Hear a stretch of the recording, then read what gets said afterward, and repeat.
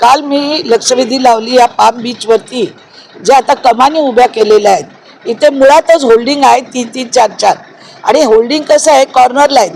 पण ह्या ज्या कमानीला जे LED लावणार ते जो प्रवासी करणार आहे, जो गाडी चालवणार आहे, त्याच्या डोळ्यावर लाईट होऊन मन विचलित, लक्ष विचलित होऊ शकतं आणि असं विचलित लक्ष झाल्याने अपघात होऊ शकतात. आणि आपण बघा केवढे मोठे लावल्याने तो तिथे IMAX पण आहे.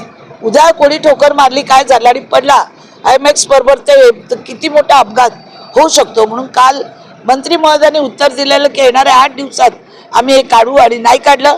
आज इथे सगळे करावे ग्रामस्थ हे मला येऊन इथे भेटलेले आहेत आणि त्यांची इच्छा आहे की लवकरात लवकर ही कमानी हटवा. कुठला अपघात होण्याच्या अगोदरच हे तुम्ही अनधिकृत बांधकाम हे काढा. पोलिसांची परवानगी घेतलेली नाही आहे.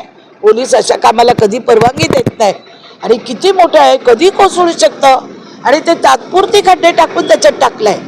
तुम्ही जर खड्डा खोदून बघितला तर ते तितक्या खोलवर पण टाकलेलं नाही आहे. ज्याने कोणी काम केलं त्याच्यावर कारवाई ही केली गेली पाहिजे. यूट्यूबवर सुद्धा रायगड टाइम्स सर्च करा आणि पहा रायगडच्या कानाकोपऱ्यातील प्रत्येक बित्तम बातमी. आणि हो लगेचच सबस्क्राईब बटनवर क्लिक करायला विसरू नका.